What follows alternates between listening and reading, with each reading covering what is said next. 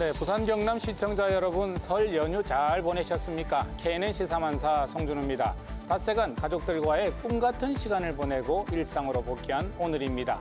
연휴 기간 동안 어떤 이야기들이 화제였을까요? 모처럼 모인 가족들 사이에서도 정치적 견해 차이에 따라서 언성이 조금 높아지는 경우도 있었을 겁니다. 오늘은 김경수 도지사의 구속 이야기를 밥상머리 화제들을 다시 짚어봅니다.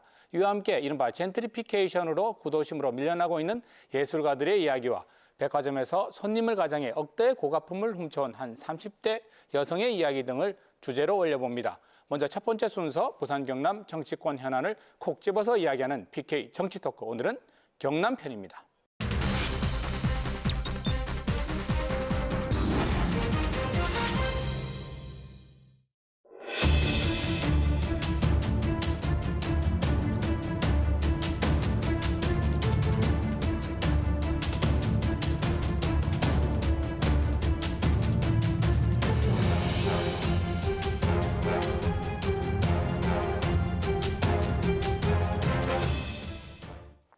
네, PK 정치 토크 오늘은 최형두 경남대 교수님, 하기남 변호사님 두 분 모셨습니다. 반갑습니다. 네, 안녕하십니까.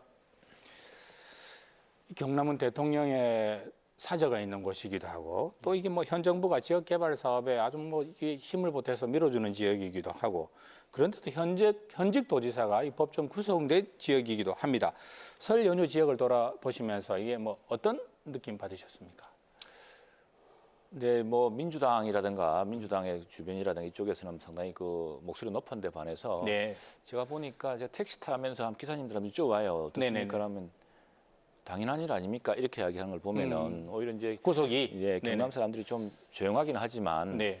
이 목소리를 높이는 사람들은 구속에 대한 과하다라는 말이 있습니다만 대부분 침묵하고 있는 사람들은 그 판결문대로 한다면은 구속이 당연한 거 아니냐 이렇게 보는 반응이 많았던 것 같습니다. 네, 어떻게 민심 둘러보셨는데? 저희는 뭐 사실 즐거운 설을 보내지는 못했죠. 네. 또 기본적으로 많은 분들도 걱정하면서 야 이제 어떡하냐, 어떻게 되냐라는 안타까움. 네. 그리고 이게 도정이 공백이 될 텐데. 네. 뭐 빨리 보석이라도 될 수 없나라는 기대 네. 그런 걸로 인해서 이 차례상의 제주가 한 자리가 좀 빈 듯한 그런 좀 형국이 됐었습니다.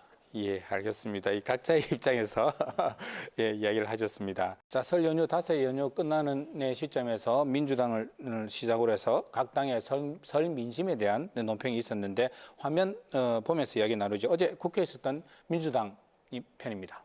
재판 판결에 대한 이 비판이 굉장히 높았고 이게 과연 제대로 된 재판인가라고 하는 데 대한 의문이 있었습니다. 사법 이 개혁은 사법부가 좀 더 적극적으로 할 수 있도록 국민들이 이 사법부를 좀 압박해야 되겠다. 뭐 여당 입장에서는 좋은 시그널들이 여러 개 있었죠. 그 뭐 북미 정상회담 또 뭐 예타 면제 사업이라든지 그런 것들이 있었는데 김경수 지사의 법정 구속이 뭐 이 모든 이슈를 사실은 뭐 거의 우리 경남 지역에서는 삼켜버린 거. 그렇죠. 예, 같습니다. 저기 여당 의원들 메시지부터 한번 훑어보겠습니다. 송영길 민주당 의원이고요. 판사의 경솔함과 오만, 무책임과 권한 남용이다. 뭐 이런 주장을 자신의 SNS를 통해서 했습니다. 그다음이 찾아보니까 박범계 판사 출신이죠. 이분은 네, 사실관계 시비는 자체하고 법정 구속하는 것은 지나치지 않느냐 이런 이야기 했고요. 사개특위위원장이죠. 이분은 네, 민주당 또 중진이기도 하고 보복성하고 감정이 들어간 판결이다. 재판부, 특히 재판장에 대한 성토, 판결 내용에 대한 성토 이런 부분들이 많았던 것 같습니다. 박영원 우리 원내대표 발언도 한번 들어보겠습니다. 김경수 구하기 올인하더니 심지어 경제도 괜찮다라는 이야기를 어제 하는 것을 보고 정말 민심을 몰라도 이렇게 모르느냐. 이것은 재판불복, 헌법불복에 이은 민심불복 아닌가 이런 생각을 합니다. 지금 여기 이 자리에 계신 분들 중에서 지난 대선에 대해서 불복해야 한다고 생각하는 사람이 있습니까? 또 그렇게 많은 사람이 있습니까? 지난 대선 결과 인정하지 말자고 그렇게 지금 주장하는 사람이 있습니까? 대선이 끝난 지 벌써 2년이 다 되어 가는데 왜 무슨 대선 불복하는 겁니까? 김병준 비대위원장 아주 오늘 강하게 이야기했습니다. 뭐 대선 불복 전혀 아니다. 다만 그 지금 한국당의 흐름을 보면 청와대 혹은 대통령 입장에서 지금 상황에 대한 입장 표명은 있어야 되지 않느냐. 아마 이런 목소리가 네. 지금 주류를 조금씩 형성해 가는 것 같아요. 예, 어떻게 보십니까? 청와대의 입장 표명을 요구하는 거는 뭐 네. 야당의 정치적 퍼포먼스로는 충분히 뭐 있을 수 있다고 보지만 네. 대통령이 모든 사안에 대해서 더구나 재판이 진행 중인 사안에 대해서 네. 뭐 A다 B다 얘기를 하기는 부적절하지 않겠습니까? 만약에 어떤 얘기를 하게 된다면 그것은 일종의 가이드라인이 될 수도 있고 또 아니다라고 하면 또 새로운 또 네. 정쟁, 논쟁의 불씨가 될 수도 있는데 지금 현재로서는 많은 분들이 이 판결에 대해서 이렇게 부글부글 끓어오는 어떤 의구심을 얘기를 하고 있지 않습니까? 네. 지금 아까 본 그 민주당의 송영길 의원님이나 또 박범계 의원 이분들은 율사 출신들입니다. 그렇죠. 또 네. 최고위원 박주민 의원도 율사 출신이고 네. 이분들이 저도 법조인입니다만은 기본적으로 재판부에 대한 존중은 네. 우리가 기본적으로 갖고 있거든요. 그럼에도 불구하고 이렇게 얘기하는 것은 야 오죽하면 그랬나라는 이 판결에 대한 생각이 있는 거예요. 지금 송영길 의원 페이스북 보면 굉장히 장문입니다. 네네. 마치 우리 헌법학 답안지나 논문을 보듯이 형법학. 네. 그러면서 거기에 결론적인 내용이 그렇습니다. 이 판결은 내용적으로도 네. 판단의 합리성이 좀 당신이 볼 때는 부족하고 네. 논리 비약이고 그리고 그 절차나 과정에 있어서 결론적으로도 그 정도 사안이면 정의 유죄로 본다 하더라도 네. 왜냐하면 판사마다 다를 수가 있으니까 네. 이 사안에서 놓고 본다면 법정 구속까지는 과하다는 것이 또 법조의 시각이고 또 판사 출신 박범계 의원 역시 비판이 네. 네. 법정 구속은 정말 아니라고 본다라고 하는 쪽으로 기울어져 있는 거거든요. 네. 내용과 그리고 과정이 알겠습니다. 그러니까 이 주체에 대한 비판까지 네. 같이 가는 겁니다. 민주당은 이쪽 방향으로 가닥을 잡으신 것 같아요. 대통령과 청와대 입장 표명 어떻게 생각하십니까? 지금 사실 이 말에 불을 지르는 사람은 이해찬 대표하고 민주당 지도부입니다. 민주당 어떤 지도부가 측면에서? 어떤 이야기를 네. 했냐면은 아니 촛불혁명으로 탄생한 정부에 대해서 네. 적폐 세력이 어디다 대고 이랬던 거거든요. 네. 근데 자유한국당은 이 판결에 대해서 한 번도 대선 불복이라든가 대통령 선거가 뭐 부정했다든가 이런 이야기를 한 적이 없습니다. 다만 이제 이 재판에 대해서 여당 지도부들이 흔들기 시작하니까 네. 그 이번 판결문에 드러난 사안을 보더라도 지금 굉장히 중대한 민주주의의 그 침해 사건으로 보고 있거든요. 네. 그래서 국회의원이면 당연히 그 다양한 여론을 청취하고 또 부정하거나 왜곡된 여론은 배척해야 될 의무가 있음에도 불구하고 네. 이런 사람들과 결탁해서 공모해서 특정 정당과 특정 후보를 위한 네. 국민의 여론을 왜곡하는 심대한 범죄를 저질렀다. 그게 이제 구속 사유입니다. 네. 굉장히 중대한 범죄로 보는 거죠. 재판부가 그렇게 판단했죠. 예, 예. 네네. 근데 그랬더니 갑자기 민주당에서 이게 적폐 세력이 네. 또 사법 적폐 세력이 어쩌고 저쩌고 이제 이렇게 나오는 겁니다. 네. 법원의 판결문에 대해서는 판결문으로 따져야 되죠. 따져야 되는데 그렇게 하지 않고 그래서 저는 자유한국당의 많은 사람들은 네. 이게 6년 전에 봤던 사건을 뒤집어 보는 거 비슷하거든요. 이게 제발 저런 게 아니냐라는 반응이 그렇게 나온 거고 네. 왜냐하면 6년 전에 국정원 댓글 사건 때 당시 야당 지금 민주당이 얼마나 흔들었습니까? 댓글로 탄생한 무슨 뭐 탄생되지 말아야 할 정부니 뭐니 해가지고 그런 것들이 있어서 그런지 하지도 않은 말을 가지고 지금 이제 무슨 불복을 하려느냐 이런 네. 이제 불복 프레임을 만들었어요.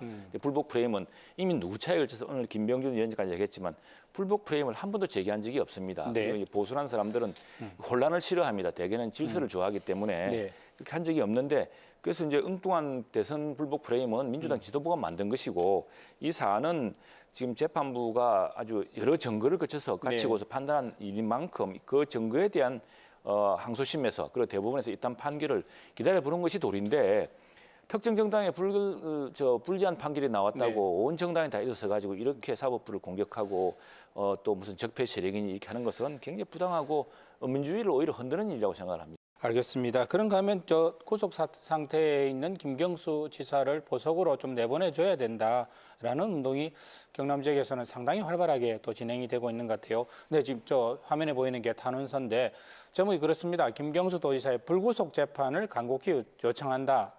라는 내용이고요. 유무죄를 이야기하는 게 아니라 불구속 재판을 좀 하게 해달라라고 해서 지금 서명 운동이 많이 진행되고 있는 것 같아요. 어떻습니까, 변호사님? 지금 현재로서는 도전 공백도 우려가 되고 또 실제 이 판결 결과에 이르는 과정이 합리성이 부족하다고 저희는 여기니까 이것을 일단 보석이란 제도 외에는 딱히 네. 현재로서는 없으니까 그것에 대해서 이제 얘기하고 있는 거죠. 그러면 지금 이게 보석 조건에 해당하는 여지가 있습니까? 보석 조건이 상당히 엄격할 텐데요. 그래서 우리나라에서는. 일반적으로 보았을 때 하고 네. 또 이게 세밀히 보았을 때하고 다른데 저는 네. 이 자리에서 판결이 선고된 그날은 네. 저도 깊은 내용을 보지를 못해가지고 1심 판사가 법정 구속한 사안을 또 네. 특별한 사정 변경이 없는데 사정 황소진 변경의 원칙 판사가 이야기죠. 네. 황소진 판사가 보석을 쉽게 허가해 주겠나 이런 생각을 네. 처음에 가졌습니다. 네, 네, 네. 그런데 저도 그 판결문을 곱씹어보고 네. 또 다른 분들이 얘기하는 것들을 쭉 보면서 약간의 미묘한 사정 변경이 지금 생기는 것 같아요. 어떤 일반적으로 보석을 허가하려면 네. 기본적으로는 사정 변경 그러니까 합의라는 과정이 있거나 네. 아니면 신병 치료라는 일신상의 사유가 있거나 네. 아니면 항소심을 통해서 결론이 뒤집어지거나 바뀔 가능성이 농후해질 때 네. 내려지거든요. 아. 지금 이제 세 번째 사유에 조금 근접한다라는 생각이 드는 게 두 가지인데 첫 번째로는 세 번째 사정 중에 첫 번째로는 법정 구속은 너무 과한 거 아니냐. 네. 그리고 또 사실 인정 과정이 결국 드루킹 일당의 진술을 토대로 결정적으로 엮었는데 그 네. 진술이 거짓의 모순성을 간과하고 내려진 거에 대해서 많은 네. 사람들이 비판하고 있거든요. 그리고 또 현실적으로 경남 도정의 공백이 점차 현실화되고 우려될 거니까 네. 이 점에 대해서는 항소심 재판부도 신병 구속이라는 엄중한 사안을 네. 진술 모순성이 있는 진술을 토대로 조금 비약적으로 인정한 거에 대해서 네. 그러면 일단 결론은 나중에 내더라도 당장 도전 공백에 대해서 보석을 통해 가지고 석방시킨 상태에서 한번 보자 사정 변경이 있을 수가 있고 또 그런 것들이 이 어떤 여론으로 뒷받침되고 이 석방 탄원의 다수의 그 어떤 서명자들이 참여하게 되는 것은 상당히 영향력이 있다고 봅니다. 여론으로 뒷받침된다는 측면에서 보면 탄원서도 지금 그럼요. 경남 네. 지역에서 만들어지고 있는 탄원서도 효과가 있을 수 있다는 이야기시네요. 그렇죠. 어떻게 보십니까? 지역 경제와 김경수의 석방. 민주당 이게 이제 민주당의 논리고요. 민주당과 이제 그 논리인데 사실은 지역 정서가 그렇지 않습니다. 지역 정서를 누가 객관적으로 그걸 알 수 있겠습니까? 이제 네. 우리가 만나는 사람이 다 또 친소 관계에 있어서. 네. 근데 이제 이걸 아는 지표 중 하나가 여론조사겠죠. 마침 여론조사가 있었습니다. 네.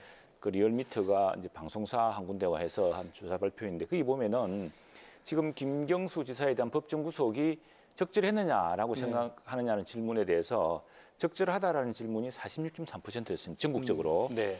과도했다는 질문이 36%였습니다. 네, 네. 모르겠다가 17%였고요. 네. 근데 부산 경남에 오면은요. 부산 경남에서는 53%가 적절했다고 이야기했습니다. 네. 28%가 과도했다고 이야기하거든요. 그럼 진짜 민심은 뭡니까? 네. 적절했다는 것이 지금 민심이 오히려 더 많다라고 볼 수 있는 거거든요. 만일 네. 여론조사 무슨 다른 여론조사 또 어떻게 나올지 모르겠습니다만 그래서 이 마치 경남도의 전체 무슨 탄원서인 양 이렇게 하는 것은 그렇게 지금 비추는 것은 부적절하고요. 얼마 전에 네. 또 무슨 일이 있었냐면 설 전에 그 경남도의 시장 군수를 다 모아서 뭐 탄원서를 만들 것처럼 했습니다. 이게 네. 이제 사실은 뭐 자유한국당 소속 시장 군수 일부는 어쨌거나 이웃에 잘 알던 사람이 구속된다면 좋은 일은 아니죠. 그래서 네. 상당히 뭐 유감을 표시할 수 있는데 그걸 가지고 함께 탄원서를 내기로 했다라는 이런 또 왜곡된 그 뭘 보도를 내 가지고 자유한국당에서 반발하고 한 적이 있었습니다. 그러니까 전체 여론이라는 네. 것은 정확히 봐야 되고 또 여론조사만 보더라도 네. 법정 구속이 적절했다. 이건 민주주의를 굉장히 침대하게 침해하는 문제다라고 하는 여론도 굉장히 많다는 점은 분명해야 될 것 같습니다. 한국당 기초단체가 16곳 중에 6곳이었고 민주당이 10곳이었는데 한국당은 동의한 적이 없다. 이렇게 해서 또 한국당 도당과 민주당 도당 간에 좀 설랑설레가 있었던 것 같아요. 예, 그렇습니다. 그럼 뭐 전체 경남 도정의 네. 연속성 또는 도정 공백 최소화라는 측면에서 놓고 본다면 네. 어떤 당적을 떠나서도 네. 글쎄요 서명이나 그 연명까지는 어려울지라도 취지는 비슷할 수 있으리라고 저는 판단합니다. 예. 그런가 하면 오늘 오전 오세훈 서울시장이 출마 기자회견을 가졌습니다. 영상부터 먼저 한번 보시겠습니다. 이 무능한 과속, 불통, 부패 정권을 심판하고 위기의 대한민국을 구하고자 합니다. 단일 대우의 보수 대통합과 혁신을 이루어내 내년 총선에서 저들을 응징하고 그 힘으로 정권을 탈환하려 합니다. 총선 승리, 정권 탈환만큼은 오세훈이 가장 잘 할 수 있습니다. 유력 주자들이 링 위에 오르는 것 같습니다. 근데 이게 보면 그 오세훈 전 서울시장 같은 경우는 PK 지역에 상대적으로 인맥이 좀 부족한 편이죠. 네, 그렇죠. 황교안 전 총리가 이제 네. 창원검사장, 통영지청장을 하고 네. 홍준표 전 대표는 경남지사를 했는데 네. 의미는 없지만 또 전국적 인지도가 있으니까 상당히 자유한국당 당대표 경선이 어떤 어떤 삼각 구도로 네. 어떤 새로운 구도를 맞은 것 같습니다. 어떻게 보십니까?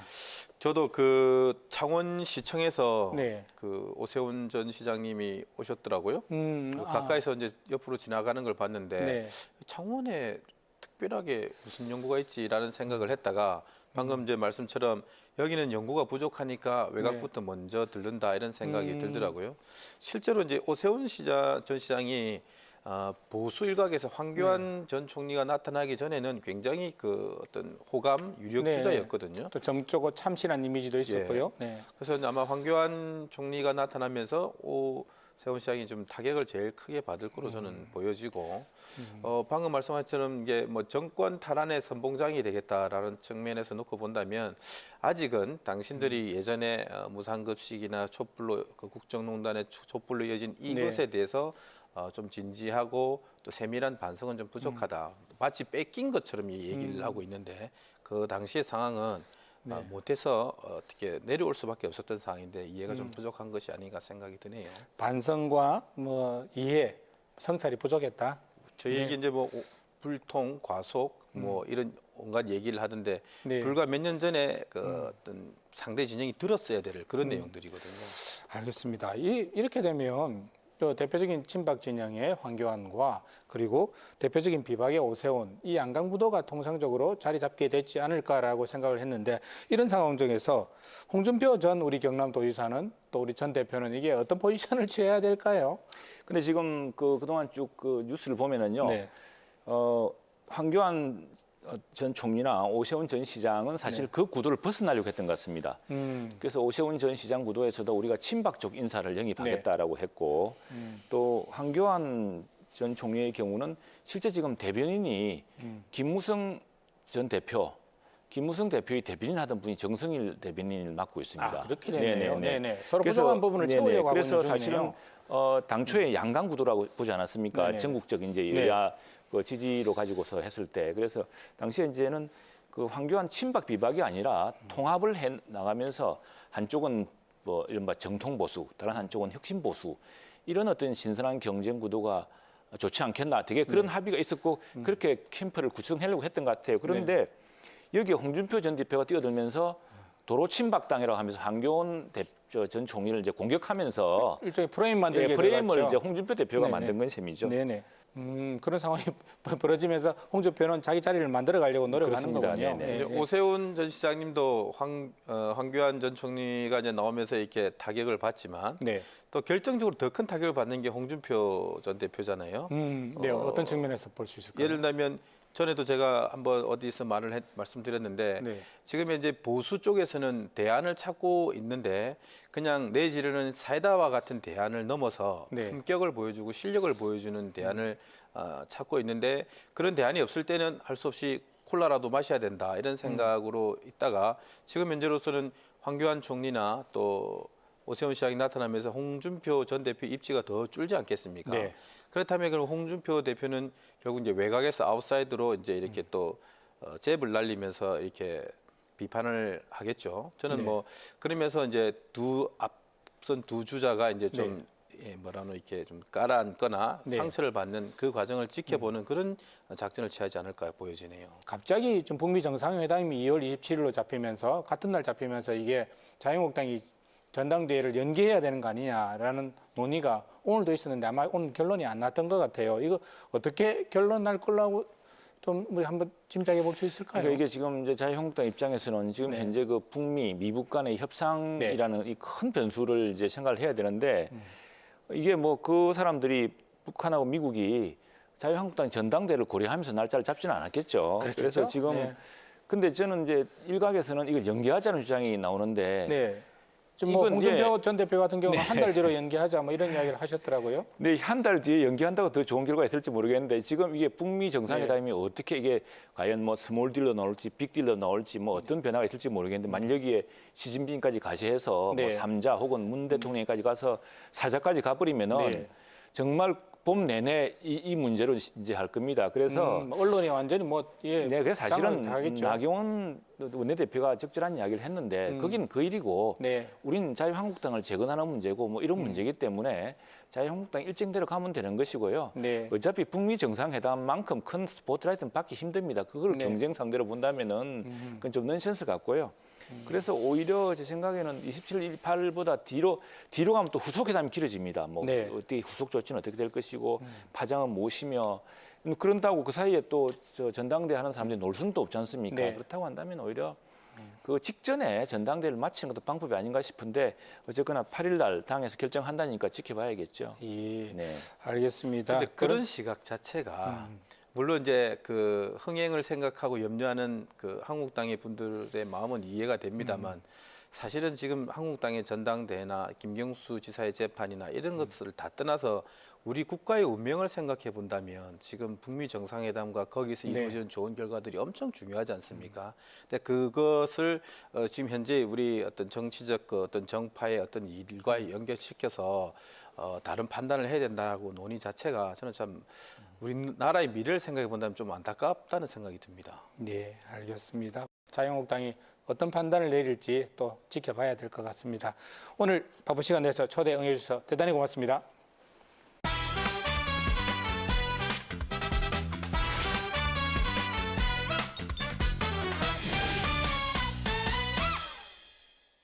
쇠락하던 부산의 원도심을 살리기 위해 예술작가들의 임대 공간을 저렴하게 지원하는 또따또가가 출범 10년째를 맞았습니다. 하지만 또따또가 조성 10년이 지난 지금 땅값이 상승하면서 새로운 건물주들이 이 일대 건물을 사고 있고 입주 작가들은 떠나야 하는 위기에 놓였습니다. 지역사회 빅이슈를 끈질기게 추적하고 분석하겠습니다. 김민욱의 기자 콜럼보. 오늘은 원도심 부활의 역설, 젠트리피케이션 문제를 짚어봤습니다. 섬유작가 윤필남 씨는 지난 2013년 부산 원도심 문화예술공간인 또따또가의 입주작가로 들어갔습니다. 3년 동안의 입주 기간이 끝나고 원도심 공간이 마음에 들어 2016년부터 3년 더 있기로 했는데 어쩔 수 없이 6개월 일찍 작업실을 비워줘야 했습니다. 작년도 우리 시작할 때 그러니까 1년을 월세를 다 내고 이제 있을 거라 했는데 중간에 이제 3월 정도에 이제 나가는 게 결정이 되고 그 최종 건물을 다 비워주는 거는 뭐 7월 정도에 다 비워주는. 건물주가 건물을 새로 짓겠다고 통보했기 때문입니다. 갑작스럽게 작업실을 옮겨야 하다 보니 새 작업실을 구하기도 많은 짐을 옮기기도 쉽지 않았습니다. 많이 난감해졌어요. 그러니까 그게 이게 뭐 보시다시피 우리 짐이 많잖아요. 그러니까 작업실 한번 옮긴다는 게 이게 집 이사하는 거랑 마찬가지인데 이제 그거를 몇 달 동안 기한을 두고 내가 천천히 알아보고 이렇게 옮길 수 있는 그런 상황이 아니라 이제 뭐 갑자기. 윤 씨처럼 이 건물에서 작업 공간을 옮긴 작가는 16명. 전체 또따또가 작가 77명 가운데 20%를 차지합니다. 침체된 원도심을 살려놓은 작가들이 건물주가 바뀌면서 오히려 떠나야 하는 젠트리피케이션 현상이 발생한 것입니다. 건물주가 바뀐 곳은 이곳뿐만이 아닙니다. 등기부 등본 확인 결과 윤 씨 작업 공간 건물주는 부산의 한 기업입니다. 이 기업은 지난 2010년부터 5년 동안 인접해 있는 9개 필지 건물 4채를 사들인 것으로 확인됐습니다. 이 기업이 건물 3채만 더 사들이면 직사각형 모양의 부지가 확보돼 큰 건물을 지을 수 있게 됩니다. 초창기에는 이거를 자기가 산다고 하더라고. 그러면은 내가 이걸 팔으면은 요래 딱 그 각지고 하니까 건물 올리기도 좋고 좋잖아요. 남은 건물 3곳 가운데 한 곳은 11년째 인문학 운동을 하고 있는 북카페 백년어 서원입니다. 백년어 서원 대표는 5년 전부터 건물을 팔라는 제안을 해당 기업으로부터 끊임없이 받았습니다. 하지만 백년어 서원은 단순히 개인의 공간이 아니라며 계속되는 제안에도 단호히 거절하고 있습니다. 계속 이제 팔아라는 건의가 많이 왔죠. 예, 근데 부동산을 주로 통해서 계속 왔고 우편물도 집으로 오기도 하고 부산 시민들이 공부하고 이렇게 글 쓰고 이러는 공간으로 지금 되고 있기 때문에 공공적인 거다. 계속 이런 이야기를 계속 했고 제 것이 아니라고 계속해서 이렇게 말을 해왔다는 거죠. 네, 오늘 함께해 주실 패널 소개하겠습니다. 예, 전연홍 전 연재서 강력 팀장, 김은태 변호사님, 그리고 권성주 국제정치학 박사님 모셨습니다. 반갑습니다. 또따또가 이름이 생소한 분들이 일단 좀 있는 것 같습니다. 이게 그 공간부터 좀 소개해 주시죠. 어떤 공간인지. 예, 우선 이 또따또가라는 용어는 이제 문화적 다양성을 뜻하는 이제 똘레랑스에서 이제 또를 따왔고요. 또 따로 또 같이 작업하는 거리라는 뜻에서 또따또가라는 이름이 붙여졌습니다. 이 부산시가 지난 2010년부터 중앙동의 이제 40계단과 동강동 일대에 저렴한 임대료로 건물주하고 계약을 해서 이 작업 공간을 제공을 하고 있었는데요. 이 입주 작가들은 3년 동안 임대료를 지원을 받을 수 있고요. 3년이 지난 후에도 추가로 저렴한 임대료로 계속 지낼 수 있는 공간으로 자리 잡고 있었습니다. 아무래도 뭐 이곳이 인구가 빠져나간 우리나라 부산의 원도심에 젊은 창작 예술가들이 모여들면서 어떤 뭐 새로운 바람 이런 것들의 상징처럼 여겨진 곳인데 아쉬운 생각이 많이 듭니다. 네, 이렇게 낙후된 지역의 가치가 살아나면서 네. 임대료가 급증을 하고 그곳에 있었던 원주민들이 내몰리는 것을 젠트리피케이션이라고 합니다. 혹은 이것을 두고 둥지 내몰림 현상이라고도 하는데요. 그 최근에 뉴스에서 많이 다뤄지고 있는 서울의 이태원의 경리단길, 이곳에도 보면 그 이태원 경리단길이 맛집으로 아주 유명해지면서 네. 유동인구가 상당히 늘어나고 핫플레이스로 인기가 상당히 높아지면서 여기에도 그 임대료가 급증을 하게 됩니다. 그러면서 상인이 내몰려서 지금 이제 상당히 어려움을 겪고 있는 곳도 이러한 비슷한 사례로 볼 수가 있는데 이 또따또가의 경우에는 이른바 이 문화 젠트리피케이션이라고 할 수가 있겠는데요. 네. 이 해당 지역에 있었던 이 입주자들이 작가분들이 세워놨던 이 10년간의 문화적 가치들로 인해서 이 원도심의 가치가 살아나게 되었고 네. 그러면서 새로운 건물주들이 유입이 되면서 임대료가 급증을 하여서 기존에 있던 작가들이 내몰리게 되는 지금 그러한 상황에 처하게 되었습니다. 참 작가들이 애써 갖고 오는 공간을 참 다른 사람이 배를 불리게 되는 뭐 이런 어처구니 없는 상황이 될 수도 있겠는데 이게 부산의 한 기업이 9개 필지를 아까 화면에서 좀 보셨습니다만은 9개 필지나 사들였다면서요? 제가 알기로는 아마 부산의 한 물류업체에서 네. 이걸 매입을 했는데 이곳은 한 16층, 17층까지 지을 수 있는 곳으로 네네. 네. 알려져 있고요. 아하. 예. 백년호 서원 그 대표 네. 김수 그 시인이 네네. 11년 전에 음. 이 공간을 열면서 부산시에다가 네.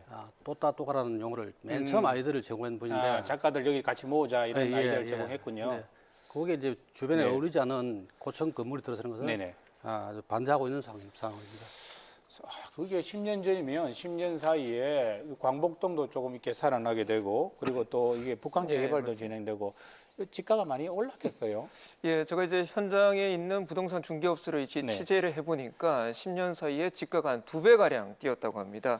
이 화면에 나왔던 이제 백년호 선의 경우에 지난 2009년에 2억 9천에 이제 거래가 됐는데요. 네. 최근 10년 사이에 부동산에서 물어보니까 한 네. 7억 원 이상을 지금 호가를 한다고 하니까 이 2배 이상 뛰었다는 말이 이제 틀린 말은 아니고요. 네네. 제가 조금 더 구체적으로 확인해 보기 위해서 개별 공시지가도 한번 확인을 해봤습니다. 네. 10년 사이에 1.3배가 뛰었는데요. 개별 공시지가는 이제 땅값만 계산하는 부분이기 때문에 네. 이제 건물까지 계산을 하게 되면 증가폭은 훨씬 더 늘어날 것으로 추정이 되고요. 네네. 이 또따또가를 중심으로 원도심이 이제 살아났는데 그 이후에 이제 식당과 카페 이런 것도 네. 계속 생겨나고 있는 상황입니다. 아주 없다고는 할 수는 없죠. 솔직히 말씀드리면 그래도 여기서 이제 또가 나름대로 작업 활동도 많이 하시고 공연도 많이 하시고 그의 그 작가들 또 아시는 분들이 많이 와가지고 또 많이 들어왔어요. 그런 분들도 공방이라든지 작업하시는 분들이 많이 들어와서 이게 변호사님 어떻습니까? 뭐 상인들은 이게 상가 임대차 보호법 같은 게 있잖아요. 네. 작가 보호법은 없습니까? 이게 전혀 뭐 법적인 보호 장치가 없나요? 어떻게 되어 있습니까? 네, 그게 그 작년 10월경에 이제 상가 임대차 보호법이 개정되면서 네네. 계약 갱신을 통한 그 임대 기간이 5년에서 10년으로 연장됐습니다. 네. 그로 인해서 상가 임차인들이 보호받는 것은 잘된 일인데요. 근데 이곳은 이제 작가 입주 공간이고 네. 그 입주 성격 등 여러 가지로 인해서 상가 임대차 보호법 적용이 좀 어렵습니다. 상가가 아니단 말이네요. 네, 그렇습니다. 그리고 상가 임대차 보호법이 적용되기 위해서는 네. 뭐 사업자 등록 등 여러 가지 요건을 갖춰야 되는데 네네. 아마 이곳은 그런 요건을 갖추지 않은 것 같고요. 네. 이곳은 그 작가들을 지원하는 그 운영지원센터가 네네네. 건물주들과 협의해서 아. 일괄적으로 계약을 체결한 형태입니다. 그래서 그렇기 때문에 또따또가 사업 기간 3년이 끝나면 뭐 그곳에 건물을 새로 짓든 네. 아니면 계약 갱신을 하지 않든 그것은 건물주가 자유로이 결정을 할 수 있습니다. 이게 뭐 안타깝기도 하고 어떻게 보면 이 사업을 추진한 부산시의 좀 무책임성 이런 부분도 좀 느껴지는 건 느낌인데 어떻습니까? 이 공간 제공한 부산시 어떤 입장인가요? 사실 이제 제일 좋은 방법은 작가들이 안정적으로 지낼 수 있도록 건물을 매입을 하는 건데요. 네. 지금 부산시가 예산을 문제로 좀 난색을 표현하고 있고요. 임대료를 지원하는 비용도 10년째 4억 원으로 동결이 된 상태입니다. 그래서 임대료가 이제 오르면 이제 지원할 수 있는 작가 수가 또 그만큼 줄어들게 되는 셈이고요. 작가들은 임대료를 낮게 책정해준 건물주들에게 인센티브 등 다양한 지원을 좀 해줘야 한다고 말을 모으고 있습니다. 네. 아무래도 그 제도가 있으면 좋다고 생각을 합니다.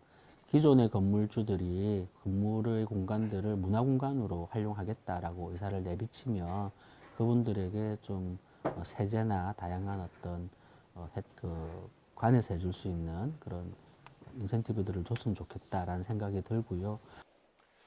이 대목에서 우리 해외 선진 도시들의 사례를 좀 볼 필요가 있는데 프랑스 파리 같은 경우에는 1970년대까지 이 대규모 상업 기능을 장려를 하면서 이 대규모의 상업 시설들이 많이 들어서게 됩니다. 그러면서 이 서점이라든가 카페라든가 그런 전통적인 이 생활 상점들이 상당히 많이 위기를 맞게 되었고 저절로 골목 상권의 위기로 이어지게 되었었는데 그러자 이 파리시는 이 파리 도시 사업 계획을 세워서 이른바 보호 조치가 필요한 것들에 한해서 이 도시 보호 계획을 세우게 되고 그러면서 이제 업종 제한을 두게 되는 그런 계획을 세운 적이 있습니다. 이 부산에서도 한번 살펴볼 사례가 아닌가 싶습니다. 사실 뭐 비싼 커피숍, 옷가게, 뭐 신발 가게, 뭐 빵집, 체인점만 가득한 문화거리가 무슨 지역의 고유하고 독특한 문화가 거기에 자리 잡을 수 있겠습니까? 또따또가 지키기, 부산시가 그리고 또 지역 사회가 같이 나서야 될 문제가 아닌가라는 생각 한번 해보게 됩니다.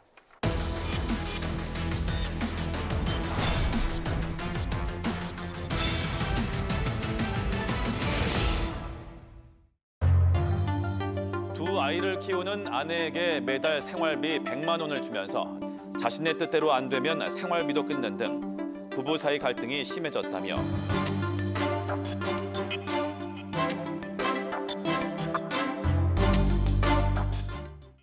사실 닷새간에 설 연휴 지내면서 뭐 부부지간에 언성 조금 높아진 분들도 있으셨을 텐데 이게 이런 연휴가 끝나고 나면 이혼 소송이 한 4배 정도 는다는 뭐 이야기도 있습니다. 가부장적인 남편에게 이혼의 책임을 묻는다는 그런 판결이 나왔었네요. 예, 그렇습니다. 이 판결의 주인공은 이제 어린 자녀가 있는 30대 부부인데요. 평소 남편이 주로 아내에게 했던 말이 이런 말이었다고 합니다. 암탉이 울면 집안이 망한다. 가장 뜻에 항상 순종하라였다고 합니다. 강 큰 사람입니다. 요새도 암탉을 입에 올리는 사람이 있네요. 이거 어떻게 보십니까? 그래서 얘기를 들어서 좀 황당합니다. 네. 지난 2014년도 결혼한 아내는 두 자녀를 친정어머니한테 맡기고 음식점에 그 남편이 일을 도왔습니다. 네. 그래서 이제 친정어머니가 이제 힘들다고 하니까 하던 일을 그만두고 네. 자기가 직접 자녀를 이렇게 돌보다가 그때부터 이제 그 남편이 매달 100만 원씩 생활비를 줬다고 합니다. 요즘 물가에 100만 원 생활비면 이거 생활비라고 말하기에도 좀 부끄러운 수준이라고 해야 될까요? 좀 많이 빠듯할 텐데요. 그렇죠. 그 남편이 황당히 또 네. 100만 원씩 주던 것도 이제 그 아내가 그 100만 원을 가지고 친정 그 식구들하고 외식하고 네. 또 뭐 친정 식구들하고 이렇게 생활을 쓴다고 생각하고는 네. 아예 주던 것도 그만두고 그날 막 매 그제 술을 먹고 들어와서 네. 두드릴 패고 욕설을 하고 하니까 아마 그 이혼을 고민하게 됐던 걸로 알고 있습니다. 네. 제가 좀 찾아보니까요. 네. 이 한국노총이 올해 1월 달에 발표한 집계에 따르면 초등학생 자녀 2명을 둔 4인 가구에서 한 달 평균 생활비가 579만 원이라고 합니다. 이 집집마다 다르고 또 조사 기간에 따라서 다르긴 하겠지만 이 어린 자녀 2명을 두고 있는 네. 가정에서 이 한 달에 100만 원을 가지고 생활한다라는 것은 현실적으로 많이 불가능해 보입니다. 그리고 이 남편분이 지금 자영업을 하고 있는 상황인데 네. 요새 자영업자들 많이 힘들지 않습니까? 네네. 그래서 요새 우리가 너무 힘드니 100만 원으로 어떻게든 잘 버텨보자 이렇게 얘기하는 것과 야, 이 뭐 암탉 운운하면서 100만 원으로 네. 어떻게든 살도록 강요하는 것은 이 아내분 입장에서는 전혀 다른 이야기로 받아들여질 것 같습니다. 이상한 나라에 사는 남편이 아닌가라는 생각도 해보는데요. 말씀하신 것처럼 같이 어려움을 견뎌보자라고 해도 이게 될까 말까한 상황일 텐데 얘기를 들어보면 아내가 무조건 이혼 소송을 청구했을 것 같은데 쌍방이 이혼 소송을 청구했다면서요? 예, 그렇습니다. 이 사실 갈등의 골이 좀 깊어지게 되게 된 결정적인 이제 사건이 있었는데요. 네. 이 아내의 오빠가 이제 아이를 계속 데리고 대중교통을 이용하는 모습이 좀 안타까워서 이 사용하던 차를 물려줬습니다. 네. 그런데 이제 남편이 자신은 경차 할인을 받아야 한다면서 네. 경차 할인을 받을 수 없게 되니 돌려주라고 했고요. 자신이 경차가 자기가 모는 경차를 할인받지 못하게 된다 이제 이 주장이네요. 그렇습니다. 네네. 결국 아내는 차 명의를 일단 친정 언니로 바꿨는데요. 네. 그런데도 불구하고 남편이 계속해서 차를 계속 돌려주라고 강요를 했고요. 네. 그렇게 몇 달간 다투다가 서로 이제 이혼 청구 소송을 내게 된 겁니다. 변호사님 이런 경우에는 법원에서는 어떻게 판단을 하게 됩니까? 네, 결론이 나왔었죠? 예, 결론 네, 나왔습니다. 네, 네. 그 부산가정법원은 이 가정의 혼인 파탄 책임을 남편에게 물렸는데요. 네. 그 아내에게 위자료로 1,500만 원을 지급할 것과 그리고 자녀 2명에 대해서는 성인이 될 때까지 매달 양육비 쪽으로 50만 원에서 60만 원을 지급할 것을 명했습니다. 이게 양육비 5, 60만 원은 남편의 경제 사정을 고려해서 그 정도 판결한 거겠네요. 네, 그렇습니다. 남편의 경제 사정과 네. 아이들의 양육 상태 등을 다 종합적으로 고려를 해서 결정한 것 같습니다. 5, 60만 원이면 너무 박하다는 생각도 들어서 예, 이게 경제권을 독점하는 가부장적인 가장이다 이런 이유만으로도 이혼 소송에서 이기는 거는 과거에는 어렵지 않았습니까?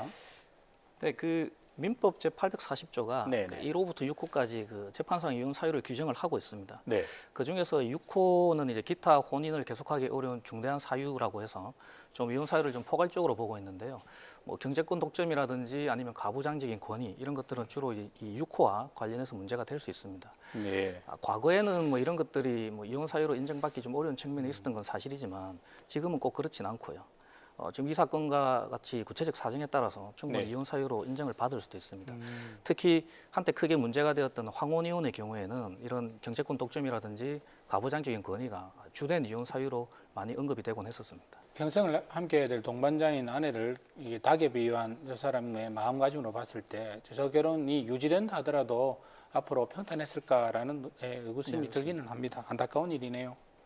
부산의 한 백화점 명품관입니다. 반대편에 한 여성이 들어섭니다. 1,400만 원짜리 코트 두 벌과 함께 사라지는 데까지 걸린 시간은 고작 10초. 2,900만 원짜리 가방을 들고 사라지는 데 걸린 시간도 역시 10초였습니다.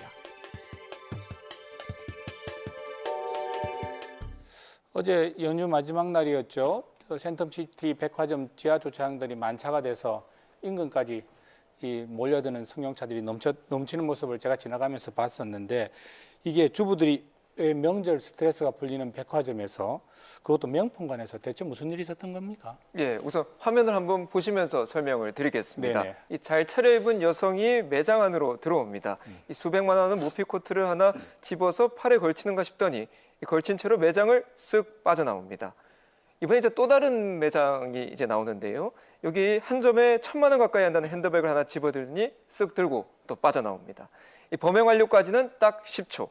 절도라고 하기에는 너무 자연스럽습니다. 매장 직원이나 아니면 매장 운영자라고 봐도 무방할 것 같은데 참 이게 어떻게 잡았습니까? 이게 의외로 현장에서는 아무도 몰랐다고 합니다. 현장에서 잡은 게 아니네요? 네, 현장에서는 잡은 것이 아니고요. 네. 방금 나왔던 CCTV 장면이 이 부산의 모 백화점의 이 영상인데 네. 이 직원분들이 이 재고 조사를 하면서 이 물건 개수가 맞지 않아서 이 CCTV를 돌려보다가 이 범행을 잡게 된 과정이라고 합니다. 근데 이분을 보면 작년 12월 6일부터 21일까지 서울의 강남 그리고 부산의 해운대 서면 일대에 약 8군데의 백화점 명품관을 돌면서 이 시가 약 1억 원 상당의 제품을 훔쳐왔던 것으로 그렇게 밝혀졌습니다. 그러면 재고조사 제대로 안 했으면 이거 완전 범죄 될 뻔했습니다. 그렇죠. 예. 어떻게 팀장님 예. 이거 저 정도 배포라면 이거 누가 저를 초범이라고 하겠습니까? 여성도 상당히 간이 큰 여성인 것 같은데. 근데 이 여성이 뭐 절도 전과는 없었다고 합니다. 그랬어요? 예. 네. 이 여성은 서울에 강남에 월세 120만 원짜리 오피스텔에 살고 있는 것으로 들어갔는데 네.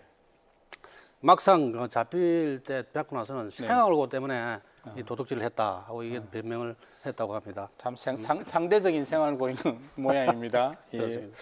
이게 참 이해가 안 되는 부분이 이게 이런 것도 그러면 생활고라고 인정을 해줘야 되는 건가요? 이거 뭐 어떻게 땁니까? 그럼 훔쳐서요? 마트에서 뭐 조금 뭐 생활품을 하는 건 생활고를 할 수 있지만도 네네. 그럼 백화점에서 명품을 훔치는 거 이건 뭐 생활로 볼 수가 없죠. 네. 이 명품 훔쳐갖고는 이제 중고 매매업자한테다가 팔아서 네. 현금을 융통해서 이렇게 융통했는데요. 네네. 아마 경찰에 잡힐 때도 네네. 강원도에 있는 스키장에서 친구들하고 같이 있었다고 합니다. 스키장에 놀러 갔다 잡혔다고 하죠. 뭐 스키 못하는 것도 생활고라고 봐야 될지 모르겠습니다. 이게 참 무모하기도 하고 어이없기도 하고요. 이게 백화점에 CCTV가 있는 걸 아마 알았을 텐데요. 이게 만약에 이 여성이 네. 처음부터 막 물건을 훔칠 목적으로 백화점에 들어갔으면 네. 그 절도죄 외에 별도로 건조물 침입죄가 성립이 됩니다. 근데, 네. 근데 그 짧은 기간 안에 여러 차례에 걸쳐서 범행을 저지른 점에 비춰보면 네. 처음부터 뭐 물건을 훔칠 목적으로 들어간 것으로 보이고요. 이 사건의 경우에는 여러 차례에 걸쳐서 네. 절도와 건조물 침입이 있었고 그리고 또 피해 금액도 크기 때문에 비록 이 가해 이 여성에게 뭐 전가가 없다고 하더라도 초범이라 하더라도요. 피해자와 원만히 합의가 되지 않는 이상은 실형이 선고될 가능성도 충분히 있어 보입니다. 네. 다음 순서 넘어가겠습니다.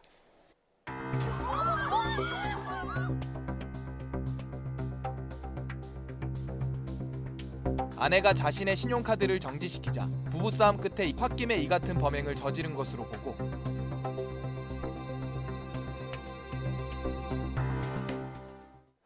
SNS를 뜨겁게 달궜던 영상인데 대납 부산 도심이 난리가 났었죠. 예, 저 상황에서 이게 근데 자꾸 보니까 흉기까지 휘둘렀는데 이게 이유가 신용카드 정지 때문이라면서요. 예, 정말 어이가 없게도 그런데요. 이제 네. 서면 중앙대로에서 이제 택시 기사를 흉기로 위협한 이 30대 남성, 이 한 가정의 가장인데요.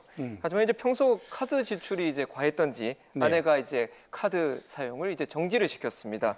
그러니까 이제 은행 앞에서 정지된 카드를 풀어달라고 이제 부부싸움을 하다가 자신이 이제 품에 갖고 있던 흉기로 이제 아내를 위협했고요. 도망한 아내를 이제 찾으러 서면 중앙로에 나왔다가 애꿎은 택시 기사가 이제 피해를 보게 된 겁니다. 흉기가 팀장님 이게 제법 컸다면서요? 이게 시민들 뭐 대단히 놀랐겠습니다. 특히나 칼날 길이만 14cm 정도 되는 집에서는 회칼이었던 모양입니다. 그 회칼을 들고 정차해던 택시의 그 운전석 문을 열고 타면 택시 기사를 내리라고 하다가 아마 그 운전석 무릎 위에 걸터앉아서 위협을 줬는데 택시를 탈취하려고 했었군요 처음에. 그렇죠. 이제 주변에 사람들이 한 100여 명 있었지만도 이 남성 덩치가 워낙 크고 또 흉기를 소지하고 있으니까 아마 그 제압을 못했던 것 같습니다. 그런데 제가 이 사건을 보면서 기억나는 사건이 하나 있습니다. 어떤 사건이 있습니까? 현직에 있을 때요? 그렇죠. 네네. 마약 수사대에 있을 때인데 판매책인데 부산역에 가면 A 호텔 그 당시 오락실이 많이 있었어요. 네네네. 오락실에서 오락을 하고 있다 했는데 이 친구가 항상 이렇게 다리에다 이렇게 밴드로 칼을 차고 다니는 걸 알고 있었습니다. 영화에 나오는 그런 모습이군요. 그렇죠. 이제 그래서 저하고 형사 둘이하고 같이 갔는데 가서 이제 그 오락하고 있는 그 친구의 다리를 제가 잡고 그 두 형사가 이제 덮쳤는데 마침 그때는 이 친구가 가슴 속에다 이게 흉기를 가지고 있다가 평소에 있던 다리아가 아니고 다른 데 갖고 있었네요. 찌르는 바람에 우리 그 형사가 대퇴표에 찔려서 사고가 있었습니다. 어떤 칼을 조심은 해야 됩니다. 네, 그러니까 뭐 사람들이 누가 접근을 할 수 있었겠습니까? 그런데 이거 영상을 보니까 그 택시를 가는 걸 막기 위해서 지금 영상이 나오네요. 지금 택시를 저렇게 타고 막 연기가 나고 본의 뒤에 누가 올라가 있었다고 하던데 연기도 많이 나고요.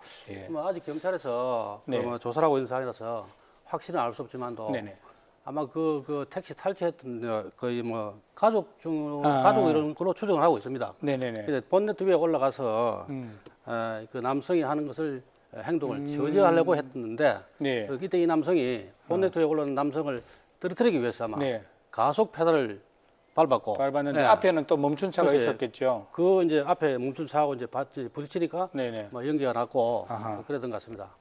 아마 그 당시에 목격한 사람들의 이야기를 한번 들어보실까요?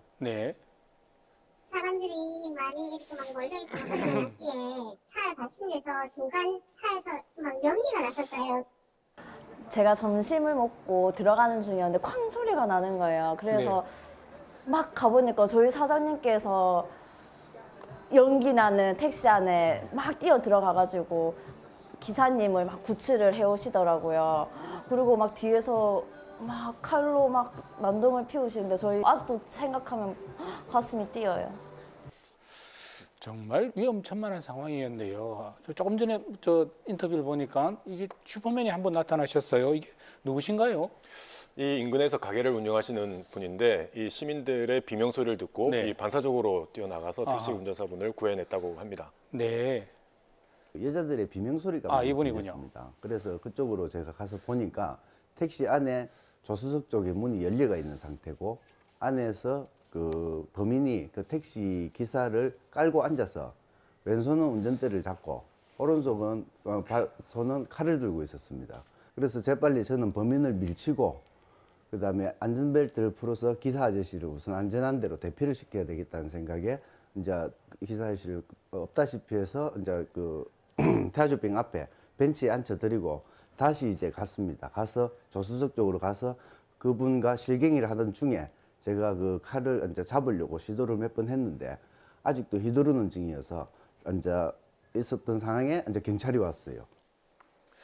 이 정말 요새 이렇게 그 타인들의 사건에 끼어들기가 상당히 힘든데 네. 이 박 형사님의 큰 용기 덕분에 이 택시 운전자분이 이 큰 화를 면할 수가 있었고요. 네. 이번에 이 용기를 평가를 해서 부산진 경찰서에서 표창장을 수여할 예정이라고 합니다. 신용카드 사용 정지 때문이라고 하는데 그렇다고 해서 안면도 없는 이 택시 기사에게 흉기를 휘두르는 걸 보면 이것도 일종의 묻지마 범죄라고 봐야 될까요? 요즘 한국 사회에 많이 이제 회자되고 있는 이른바 이 분노 조절 장애에 기인한 것으로 볼 수가 있겠는데요. 이 작년에 발생한 이 914건의 살인 사건 중에 약 300여 건이 이러한 그 순간에 네. 화를 참지 못하고 욱해서 범죄를 저지르는 그러한 사건이었다고 합니다. 그리고 이 현실 생활을 자신의 이제 현실에 대한 분노, 불만 이런 것들이 결국 폭력까지 이어지는 네. 이제 그런 사건까지 포함을 시키면 이 하루에 한 건별로 이런 네. 분노에 의한 살인 사건이 일어나고 있는 것으로 그렇게 집계가 되고 있습니다. 참 엄청난 숫자입니다. 이게 정말 여러 사람한테 큰 피해가 될 수도 있는 상황이었는데 홧김에라고 말하는 것이 이게 변명거리가 될 수 있습니까, 변호사님? 이게 좀 더 엄격하게 봐야 되는 거 아닌가요? 저도 이 사건의 경우에 가해자의 행위가 많아서 한번 네. 저도 살펴봤는데요. 네. 우선 칼을 들고 아내나 택시 기사를 위협한 행위는 그 형법상의 특수협박죄에 해당할 수가 있습니다. 네. 그리고 역시 칼을 들고 운전기사를 택시에서 내리게 하는 행위는 강요죄나 강요미수죄에 해당할 수도 있고요. 그리고 이 가해자가 난폭하게 차량을 운전함으로써 그 택시 본닛 위에 있는 사람이 네. 다쳤다든지 아니면 다른 차량과 접촉해서 다른 네. 차량이 파손이 됐다면 네네. 그것은 상해죄나 손괴죄에 해당할 수도 있습니다. 그리고 마지막으로 지금 이런 가해자의 난동으로 인해서 그 주변 일대 교통이 막혔다면 형법상의 교통방해죄도 성립될 여지가 충분히 있습니다. 한번 검토해 볼 필요가 있는 것 같고요. 네. 비록 그 뭐 아내나 택시 기사가 크게 다친 건 아닙니다만 대낮에 이렇게 뭐 많은 사람들이 있는 곳에서 네. 칼을 들고 협박을 하는 행위는 결코 그 재질이 가볍지가 않습니다. 아마 중한형이 충분히 예상이 됩니다. 보통 저런 경우에 내가 평소에 욱하는 성질을 잘 참지 못해서 그렇다라고 변명한 경우들 있지 않습니까? 이런 경우에는 인정이 됩니까? 인정되면 또 어떻게 되는 건가요? 그 법원은 분노 조절 장애 같은 충동 조절 네. 장애는 그 정상인에게도 얼마든지 찾아올 수 있는 현상이다 네. 그렇게 얘기를 하고 있습니다. 그래서 원칙적으로 형의 감경이 가능한 심신 장애로 보진 않고요. 아, 그렇군요. 다만 예외적으로 네. 그것이 정신병과 동일한 수준으로 평가될 수 있을 정도에 이르러야만 완전히 스스로 충동을 조절하지 못하는 그 극단적인 정도에 상황. 이르러야만 네. 심신미약이라고 해서 형을 네. 감경을 할 수가 있습니다. 아주 네. 예외적인 경우죠. 이 사건의 경우에는 심신장애로 뭐 인정되기는 어려울 것 같고요. 참고로 그 국회는 작년 서울 강서구 PC방 네네. 살인 사건을 계기로 해서 네. 형법을 개정했는데요. 아. 그 심신미약의 경우에 그 필요적으로 무조건적으로 형을 감경해 주는 것이 아니라 임의적으로 상황에 네. 따라서 형을 감경해 줄 수 있도록 그렇게 그 법이 개정이 되었습니다. PC방 알바생을 잔인하게 살인했던 그 사건 네, 말씀이죠. 그렇습니다. 예. 그 이후로 저 분노 조절 장애에 대한 저 법의 시각이 굉장히 더 엄격해졌군요. 네, 많이 바뀌었습니다. 알겠습니다. 예, 지금까지 밥상머리 토크였습니다. 오늘 고맙습니다. 감사합니다. 30분 후 계속되는 KNN 뉴스아이에서는 부산 지역 건조주의보가 38일째 이어지고 있다는 소식, 사회부 황보람 기자가 그 현장을 돌아봤습니다. 조루 인플루엔자와 구제역 확산을 막기 위해 안간힘을 쓰고 있는 경상남도의 상황, 경남본부 김상진 기자가 취재했습니다. 오늘 KNN 뉴스아이도 많은 시청 바랍니다. 저희는 내일 저녁 7시 다시 찾아뵙겠습니다. 편안한 밤 되십시오.